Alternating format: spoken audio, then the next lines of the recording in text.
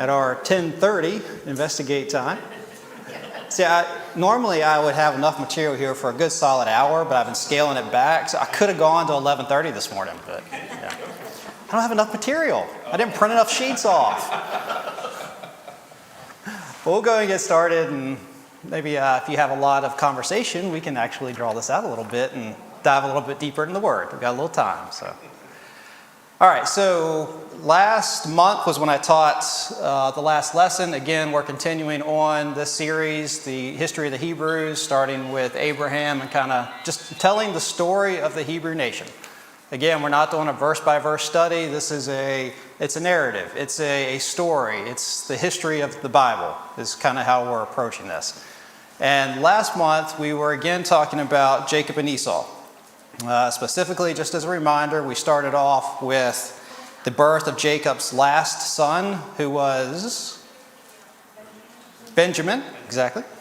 However, what happened at Benjamin's birth? His mother, Rachel, dies in childbirth. Who was Rachel in Jacob's eyes? The love of his life, exactly. This was the woman that he first fell in love with. There's some other women, we talked about that, but this was the wife that he adored, he had the closest connection with. So she dies in childbirth with his last son, but this happened while the group was heading towards Bethlehem.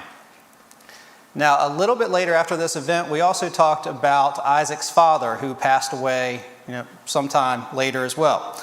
They were at Hebron at the time, which you can hit my slide there. We'll give you a little bit of a, yes, there we go. In Hebron, this is where Isaac died and is buried by Jacob and Esau, his two sons. Did Jacob and Esau always have the best relationship as brothers? Not at all, but they came together, they've got some maturity, and they bury him. But with Isaac's death, after a person's death, what happens to all the stuff? It gets distributed around to, the heirs. Now also, we talked about this is kind of a clan system in this day and age. So leadership of the clan, the group, the family group, stays with the oldest male, the father figure. Once he dies, it gets passed down traditionally to who? The oldest male son. Between Jacob and Esau, who's the oldest son? Esau. They're twins, but Esau's older. Who gets control of Isaac's clan and the vast majority of his stuff? Jacob, the younger son. How does this happen? We've got the bowl of soup incident, remember? He sold it, for a bowl of soup. But we also have the other issue, the incident where Rebekah and Jacob trick Isaac into giving him the birthright. All right, so Jacob gets control. We then talked a lot about Esau. Did Esau like this arrangement? Not at all. Did he have an out through some family connections and through his wives? Yes. Yeah, I bored you guys to death with this last time. Of course he did. He married a woman from that little green region down in there. He ends up moving down there with his other wives and becomes one of the main chiefs, kind of a warrior king down in that area. What was important about this? The whole reason I talked for like a half an hour about Esau. All right, next slide. Was this? I'm going to tell you. It was to fulfill the prophecy that Isaac had given in Genesis 27. This, again, when Jacob had stolen the birthright, Isaac then told Esau, "Behold, away from the fertility of the earth shall be your dwelling, and away from the dew of heaven from above. By your sword you shall live, and your brother you shall serve. But it shall come about when you become restless that you will break his yoke from your neck." Him moving to this region fulfills every single one of these items in this prophecy. This is a desert. Remember we talked about how they carved buildings out of rock because there's nothing else to build with. There's no dew, there's no fertility whatsoever, and he becomes a warrior king. So prophecy fulfilled. Now I spent a lot of time on this because when you think about it, an entire chapter of Genesis, chapter 36, is devoted to Esau. And we have substantial parts of other chapters in Genesis that talk a lot about Esau. As I said last time, how much do we know about some of the 12 apostles? That much. Yet we have all this information on Esau. So there's a lot of things that we can learn from that man. I'm not going to go over it all again because I know I bored you to death last time. All right, so chapter 36 of Genesis ended with Jacob and Esau going their different ways, but specifically Esau breaking the yoke of Jacob. So that's where we left off. Questions, comments? All right, so we're moving on to Genesis chapter 37. If you want to turn to that and kind of follow along with me. Hit the next slide for me, please. So chapter 37 is going to return to Jacob's family, getting away from Esau, but we're specifically from this part of Genesis onward going to focus on Joseph. What number is Joseph in the whole line of sons? 11, yes. Some of you can read. That's really good. I gave you the information. We're going back to Joseph, the 11th son. His mother was Rachel. Yep, he and Benjamin were full brothers. Now remember, like we already said, Rachel died in the childbirth of Benjamin. But let's look at verses 1 and 2 of Genesis 37. Now Jacob lived in the land where his father had sojourned, in the land of Canaan. These are the records of the generations of Jacob.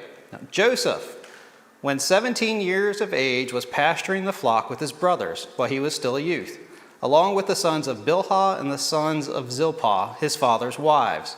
And Joseph brought back a bad report about them to their father. So Jacob is still living in the land of Canaan, and Joseph at this point is how old? 17 years old. What's interesting is that verse 2 says that Joseph, there we go, is still a youth.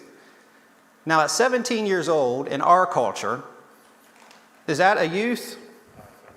Yeah. I mean, they're getting some, a 17-year-old in our day and age can drive, you've got some freedom, they're growing up in maturity. 17 in that culture, was that a youth? Not really. I mean, it wasn't uncommon in that day and age for a 17-year-old to be, celebrating a multiple-year wedding anniversary and have a couple kids riding around. I mean, life expectancy was not as great back then. People got married a lot younger. 17 is not really a youth, yet verse 2 says it. So physically, not a youth. Could it be referring possibly to something else?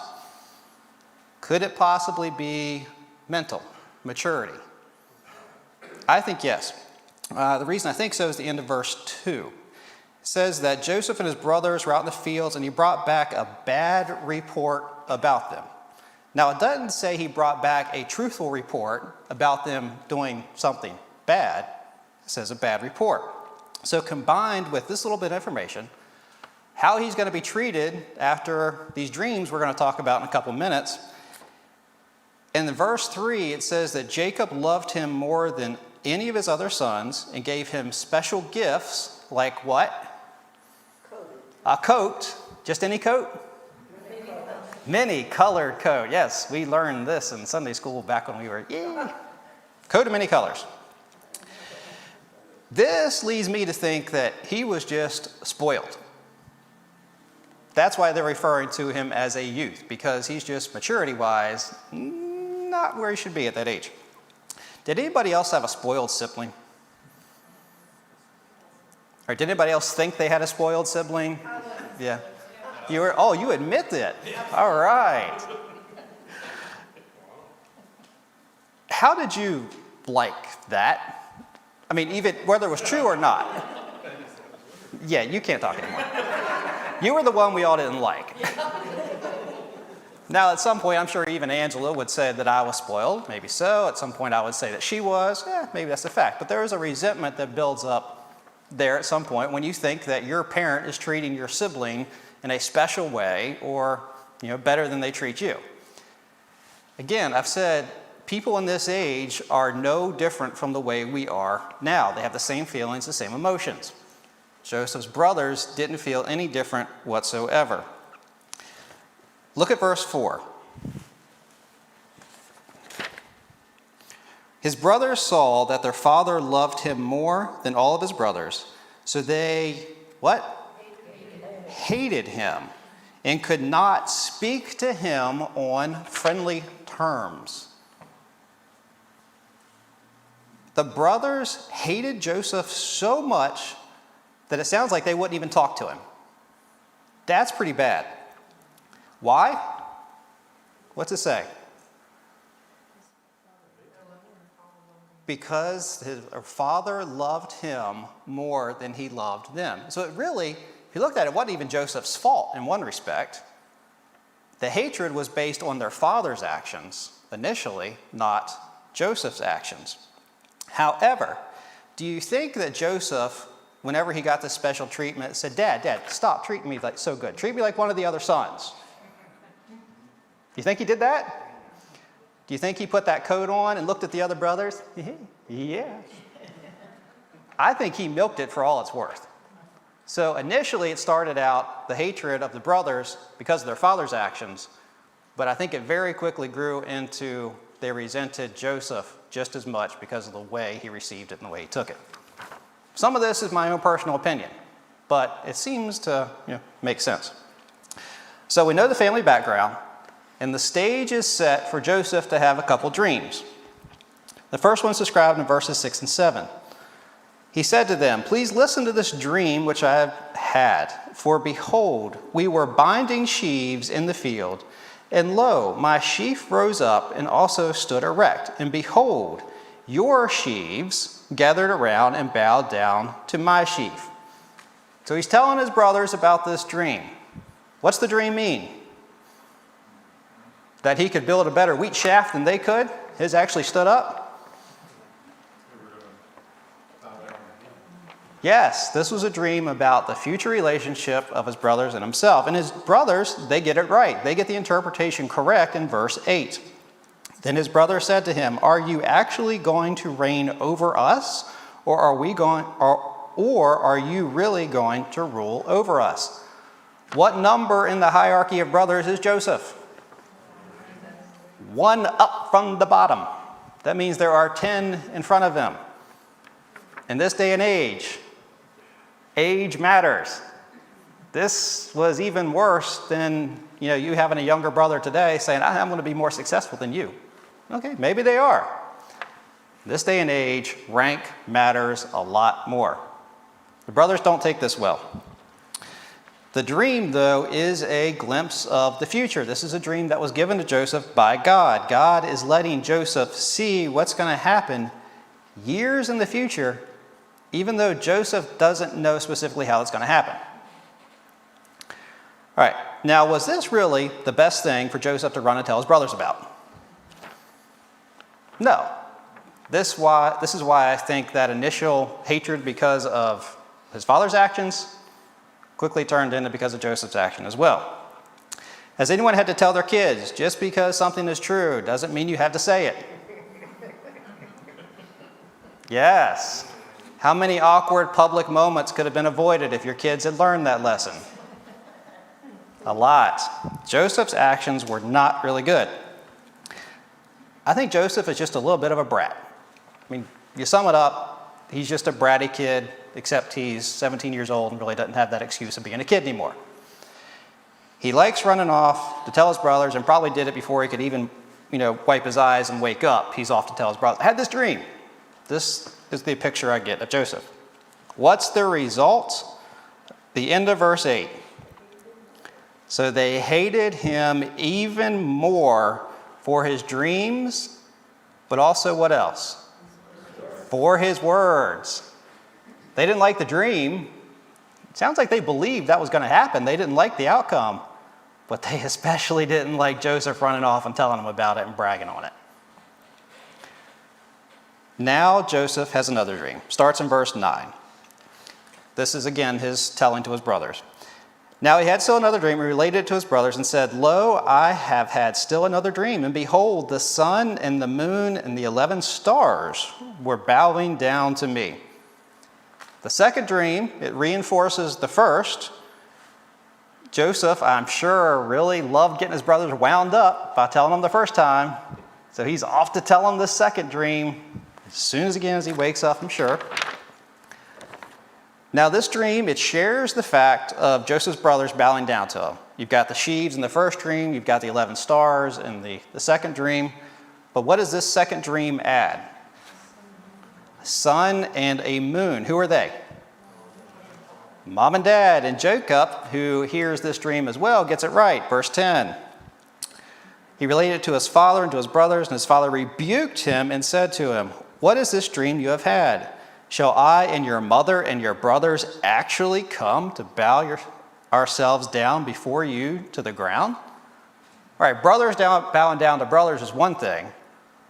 A father bowing down to a son, you just took it to a whole nother level. And that's why we get a what from Jacob. Even Joseph pushed it too far this time.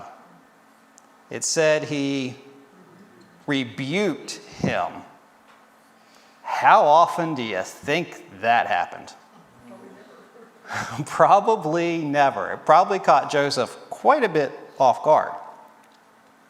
Because the moon and the sun here is referring to Jacob's parents. However, there's a little problem with this. Joseph's mother, Rachel, is she alive at this point? She died in childbirth with Benjamin. So what is Jacob referring to here? Possibly it could be some, he's thinking some heavenly scenario, like an afterlife type scenario where maybe he and Rachel are bowing down to him. Maybe that's what's in his mind. But it's more likely that he's referring to his almost second mother at this point, Bilhah. Who is Bilhah? Rachel's maid.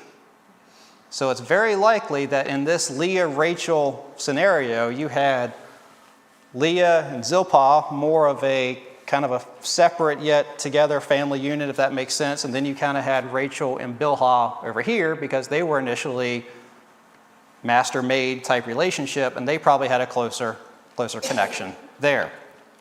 When Rachel died, Joseph probably would have been raised more, or at least dealt more with Bilhah. I mean, who do you think raised his brother, Benjamin? Do you think it was Leah? Think it was Zilpah? Probably Bilhah raised Benjamin, because remember, Rachel died right after his birth. So probably Benjamin and Joseph have been kind of assimilated into that Bilhah family unit. Probably what Jacob's referring to here. But Jacob, he still rebukes Joseph, which I think is important. But it also says, in verse 11, that he stored the memory away for later. This is a prophecy. You think it's going to come true? Do you think Jacob's going to remember this later? Probably so.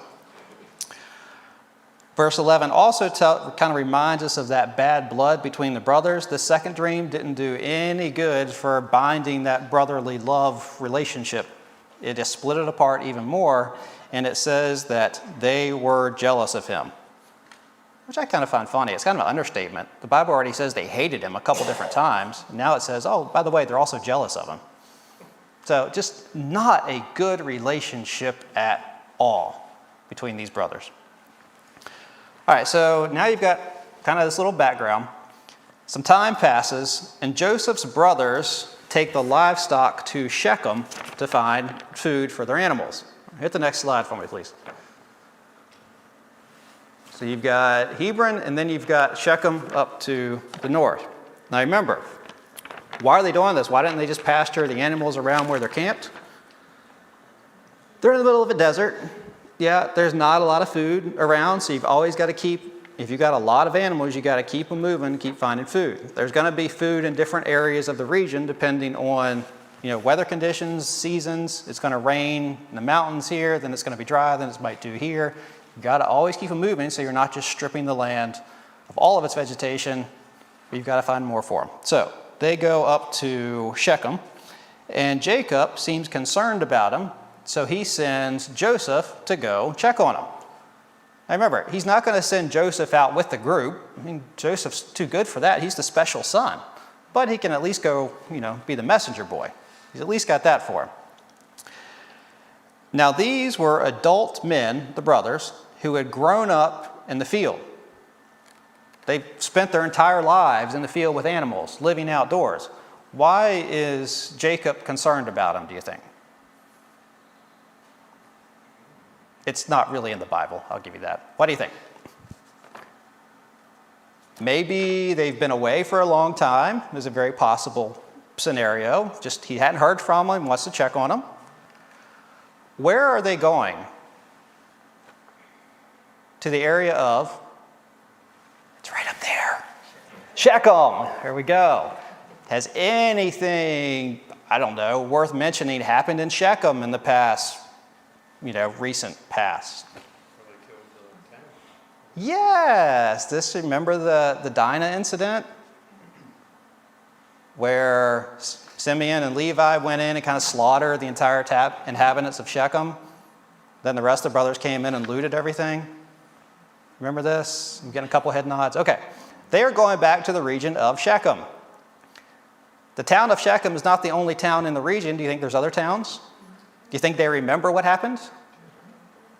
Yeah. Do you think Jacob's maybe a little bit concerned that maybe all my sons are not healthy right now? That could be another good reason to send Joseph to check on him. Whatever the reason, verse 14 says, Jacob tells to Joseph, "Go now and see about the welfare of your brothers and the welfare of the flock, and bring word back to me." Seems like he's concerned, so he sends Joseph after him. All right, so the family was camped around the valley of Hebron, like we said. So Joseph heads north to Shechem. This is about a 50-mile journey. So what do you do? Hop on a bus? Get a plane ticket? Moped? He walked for 50 miles. Now, if you're heading to a destination 50 miles away, how are you going to reliably get to that destination walking and hit the spot exactly? You love them. GPS, right? We got maps right here. You just follow the map. You're going to get about halfway, call them. Somebody walk up to a payphone. Hey, I'm next to the big rock, next to the tree that has no leaves. You're going to head a certain direction and you're going to start wandering around and asking anybody you find, hey, have you seen description X? He heads north, and that's exactly what happens. Look at verse 15. A man found him, Joseph, and behold, he was wandering in the field. And the man asked him, "What are you looking for?" And he said, "I am looking for my brothers. Please tell me where they are pasturing the flock." So by field, we mean countryside. We don't mean some nice little fenced-in green field that we're familiar with. He wasn't wandering from one side to the back. Where's my sheep? Where's my sheep? He's just wandering around the countryside. Miles on end, trying to find a flock of sheep. And he happens to run into this guy. And I love the conversation that's recorded here. It's so abbreviated. I'm looking for my family. Where are they? They are here. Two random strangers. There was more to the conversation than what's recorded here. We only have the important part. There's probably things like, the guy asked, "How many people? What's the size of your herd? Hey, any names that I may have overheard?" And do you think the first person he found gave him the information he wanted? Again, probably not. Either way, Joseph learns in verse 17 that his brothers have moved on to Dothan, which is farther to the north. Hit my slide, please. There we go. So he's not making another 50-mile journey, but he's still traveling a good 5 to 10 miles in a different direction. But he's closing in on the group. And he finally locates them around Dothan. Now, part of a shepherd's job is to be on lookout. What are you looking out for? Oh my, absolutely. What else? Thieves? Yep. What else are you keeping a watch out for? Wandering sheep. Yes. Sheep are so smart that they just always stay right together, right? Not at all. In fact, this was such a common occurrence that Jesus even used it as a parable because it was such common knowledge in that age. Maybe you're also looking out for other herds, other flocks. You don't want to, this is you hate to say public land, it's just wilderness. You're just out there, and there's other people grazing their flocks. So you're keeping an eye out so you're not getting all the sheep combined. So there's multiple reasons to have lookouts spotted, keeping an eye out. So it's not really uncommon that they see Joseph first. And it's an area of kind of a rolling hills too, so you could probably see a good distance off. How do they know it's him? I mean, they're 60 miles away from home. They have no expectation of seeing their brother, and all of a sudden, here's this figure miles away. Hey, that's our younger brother Joseph. Special coat. Yes. So have you ever read a book or seen a movie where just it's so well done that everything just clicks? There's little minor details that you don't even remember seeing until later in the movie when, oh, that had such an important part, but it was perfectly placed. The Bible is that book. The Bible is so well put together that all these little things just connect perfectly. I mean, it was written by the creator of the universe, so is that any surprise?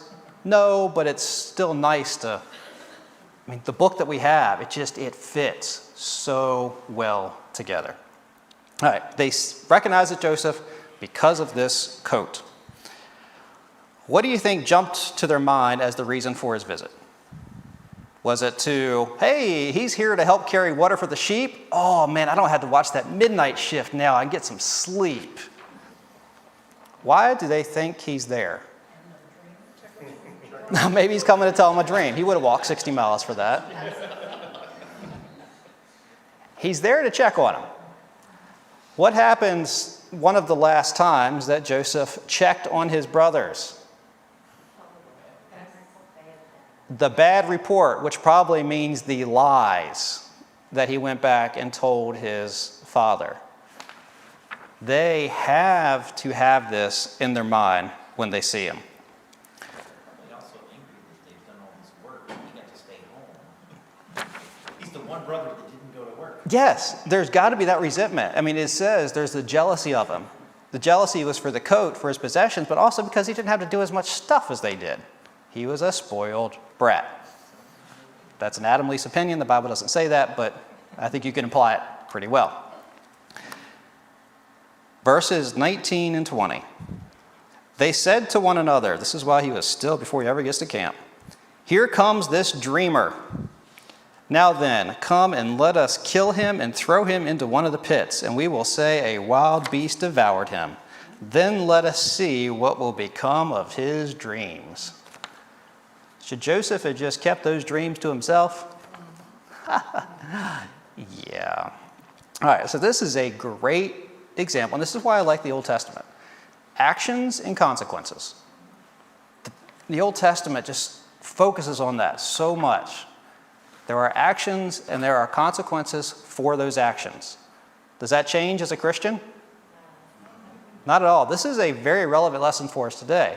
The actions that we have as Christians, we have forgiveness from God if we ask for forgiveness and repent and change our ways. But we still have to deal with the consequences.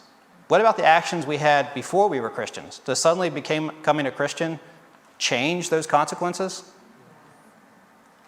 No, it doesn't. You still have to answer for the earthly consequences for the actions that you create. In the Old Testament, again, it's so good it reinforces this.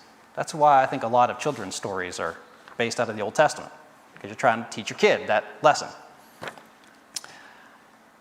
If he hadn't have lied about his brothers, if he hadn't have bragged about his dreams, and if he hadn't flaunted his special status in his coat in front of his brothers, would they have jumped to this let's kill him conclusion? Probably not. Now, this doesn't excuse Joseph's brothers for their thoughts of let's kill our brother. They are guilty of that sinful thought. But is Joseph a lily white participant in this action? Absolutely not. He bears some responsibility in this too. The brothers, though, aren't able to follow through with their plan. Why? Verses 21 and 22. But Reuben heard this and rescued him out of their hands and said, "Let us not take his life." Reuben's father said, "Shed no blood, throw him into this pit that is in the wilderness. Do not lay hands on him." What position is Reuben? The chart's not up there now. Reuben is the oldest, so he should be the most mature, right? Even though we had the whole Bilhah incident that we talked about last week, so there's some questionable thought there. But Reuben is the oldest. He's the default leader of the group, should be the most mature of them. He certainly has the right intentions, but does he actually do what's right? Not really. What would have happened if Reuben had directly confronted his brothers and stood up to them and physically stood between them and Joseph? What would have happened? The brothers may have backed down, or it was 10 versus 1, maybe 1.5 if you count Joseph. They would have thrown them both into the pit. You don't know. But do you only stand up for what's right when, force is in your side, numbers are on your side? Or do you stand up for what's right just because it's what God wants us to do? There's another really good lesson that could be brought out of just this. The brothers, though they listened to Reuben's, lesser of two evils, the less evil suggestion, and Joseph gets to camp, they strip off his coat. Why did they strip off his coat? Why didn't they just throw him and the coat into the pit?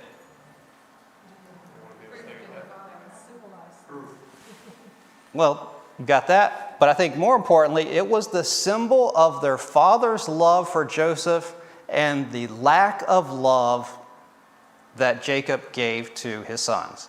This coat had a special significance in those brothers' minds, and they stripped it from them as soon as they could grab it, I'm sure. And then they all took a chance, probably jumping on it, kicking it in the ground, and throwing rocks at it. The brothers, they didn't throw Joseph into the pit. So what was the pit? Verse 24 says that it didn't have any water in it.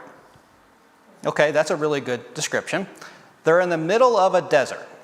So is there any expectation that some random hole in the ground is going to have water in it to where the writer says, oh, but this one didn't have water?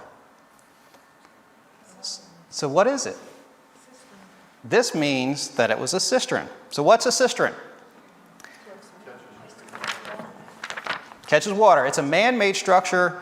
It's going to be dug in the ground. It's going to be lined with clay or lime, and it's going to be designed likely to catch floodwaters from the winter rains and hold it for the dry season.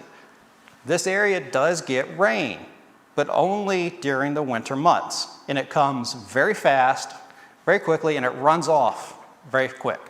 So it's either going to go directly through the ground or just run off in a flash flood. It's not going to help you 2 months later.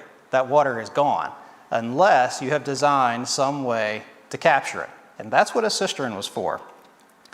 At this point, it's dry. That's why the writer notes about it, which means it's not being used. Maybe the geography changed where the water doesn't hit it anymore, or maybe it's all been used up by this point. So here's an example. Hit my next slide, please. You gotta love little renderings. So this is basically what a cistern is. What do you think the little pit over here to the right is? Kind of a hole, and then it has a higher channel going actually into the cistern. What do you think that would have been for? If you've got floodwaters coming down, what's a floodwater going to have? Lots of debris, lots of rocks, lots of sand, because the water is moving fast and it can carry it. What do you need that water to do in order for it to settle out? Slow down. That's what the pit is, the one to the right. So that's kind of a settling chamber. The water is going to run in there, the stuff's going to fill her out, and then you've got that smaller channel, and then this cistern is going to fill up with, I will say, less dirty water. Not clean water, less dirty water. Now also, notice the way it's shaped. It's shaped kind of like almost bottle shape. Why is this? Why would you shape a water hole this way? Okay, I heard one, prevent evaporation. Larger surface area means more sun, more heat, more area to evaporate. What else? Yeah, it would be easier to cover. If you've got a very large hole compared to a very small hole, you can just throw something over. Because once it's full of water, you want to keep it as pure as possible. So you want to keep animals out of it. You want to keep more debris out of it. What else? Could it catch the trash? Yeah, maybe it would keep like larger things from flowing in, very possible. You've got water sitting in this hole for months on end. What's going to happen to it? It's going to get stagnant. What color is it going to turn? Green. How do you prevent that? Cut off the sunlight. So you cover it up, makes it easier to cover, gets less sun in there, less heat. It's going to stay, I will say, better than what it could be otherwise. Also, if you look at the shape of it, it makes a really good what for people? Nice little prison. How is a person who's thrown in this going to easily climb up? You're going to have to help. You've got to be climbing up on your back, which is just not possible whatsoever. So this would have been an ideal place for the brothers to throw Joseph in and not have to worry about him escaping at all. All right, so that is what a cistern is. So Joseph's in the pit, and his brothers sit down to a meal. However, it's apparently Reuben's turn to stand watch because he's not around for what's going to happen next. And it's 11:05, so I've technically used my half an hour of... All right, we'll keep going. Don't say I didn't give you the chance. Verse 25. They sat down to eat a meal, and as they raised their eyes and looked, behold, a caravan of Ishmaelites was coming from Gilead, and their camels bearing aromatic gum and balm and myrrh on their way to bring them down to Egypt. So the brothers, they're sitting there eating. They see this caravan of Ishmaelites and Mennonites, and they get a new idea. Instead of killing our brother, we can sell him into slavery. Do you think some of them probably even thought, that's better. I mean, we'll just draw this thing out and make him a slave. What else are they going to get from it? They're going to get paid to do it. I mean, this is just a win-win situation all the way around. But Judah, he seems to be the one also that's pushing the idea. Look, verses 26 and 28. Judah said to his brothers, "What profit is it for us to kill our brother and cover up his blood? Come and let us sell him to the Ishmaelites and not lay hands on him, for he is our brother, our own flesh." Wow. Feel the love all of a sudden. And his brothers listened to him. And some Midianite traders passed by, so they pulled him up and lifted Joseph out of the pit and sold him to the Ishmaelites for 20 shekels of silver. Thus they brought Joseph into Egypt. So there's several things I want to look at here with these couple of verses. Who are the Ishmaelites and Mennonites? And? Midian? Yes, there we go. The short answer, he got the more complicated answer. The short one is descendants of Abraham. The question is, how are they descendants of Abraham? Who are the Ishmaelites named after?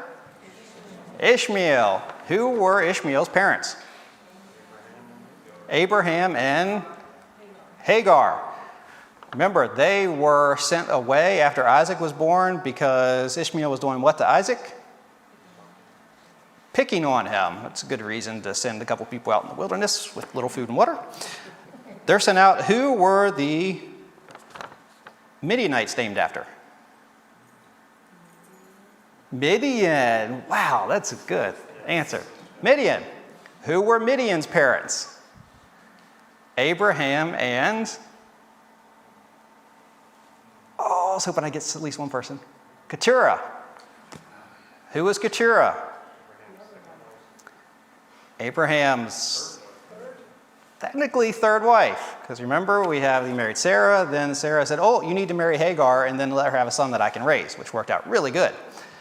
After Sarah died, Abraham married Keturah, and it said had multiple sons. Midian was one of those sons. But it says right before Abraham's death, back in chapter 25, which we talked about briefly, he said, right before Abraham died, he gave gifts to his sons in his later years and sent them off to the east. he then gave the rest of his possessions in charge of the family to Isaac. Midian was one of these sons that had got sent off to the east. Where was this caravan coming from? Starts with the G. Gilead. Where is Gilead in relation to the land of Canaan? Slide, please. Gilead, there it is. It's off to the east. So Ishmael and Midian had eventually settled in this area, and now they've had descendants, families, become traders, and now they're coming in from the east. So this explains who the people were. Why were these groups heading to Egypt?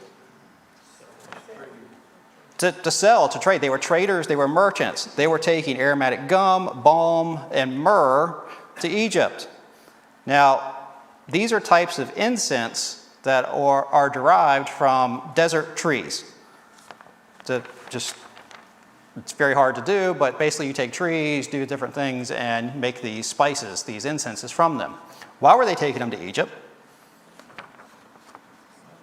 To sell them, but why Egypt? Why not some random place in the desert?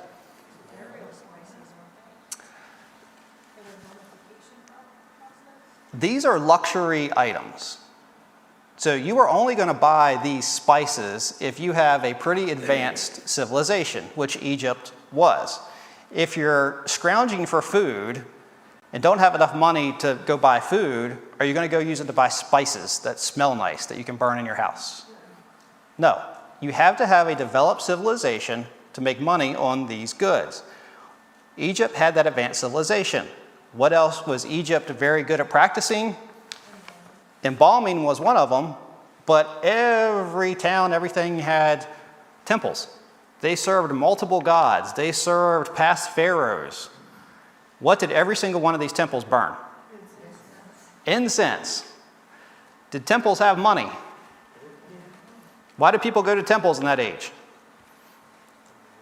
To worship, and because they feel guilty. What do they do when they feel guilty? They put money in the plate, essentially. They're leaving money at the door. They're making the donations there. So in Egypt, you have a market, and you also have people with money to buy these goods. Sounds like a good place to go. Also, if you're traveling across a desert, you want to sell the highest price per pound item that you can carry. Are you going to carry a ton of stone and get the same amount that you can carry a pound of spice? What makes more sense? You're carrying the most expensive item you can across this desert. All right, a couple more things real quick. Also, this brings up the point of slavery in these couple verses. Slavery was a very common thing in this day and age. And it could range anywhere from beatings to death at the hands of a cruel master. You could have slaves that were in that type of environment, but there were also slaves that were trusted servants that were essentially a member of the family, even though they were technically a slave. Now, from what I've read, which true or not, the going rate for a slave in this time was 30 pieces of silver. How much did they get for Joseph? 20. How much do you think a kid was worth in that age? 20. So Joseph was probably, even though he was 17, technically adult, he was probably weak, and some Midianite looked at him and said, I'm not giving you 30 for him. Look at his arms, they're twigs. He gets the kid's price. The brothers, are they in it for the money? They just want to get what they can get and get him out of there. They're tired of looking at him. So they get 20 pieces of silver, and off he goes. They just want to be rid of Joseph. And like I said earlier, Judah is the one that seems to come up with this idea. Now, total opinion here. Do you think Joseph can overhear the conversation? I don't know. I mean, there's no way of knowing. But I kind of think he could, because we're going to look at this point probably months from now. But even though the last part of Genesis is about Joseph, in one sense, you could almost look at it as kind of a redemption of Judah type story. Because it's only after Judah's heart changes later in Genesis that the brothers are going to be reconciled to each other. But that's something we'll get to later. But Judah is the one that starts this whole adventure for Joseph. And it's only after he changes do you really have the story being concluded, the climax of the end of Genesis. So if you look at it from a Judah perspective and what Judah, his place in the Israelite nation is going to be in the future, kind of puts Genesis in a little different perspective. All right, and that's where we'll stop for now. Comments or questions? See, I didn't bore you with a bunch of names and wives and somebody beget somebody and everything else. All right. Mike, would you mind closing us with prayer, please?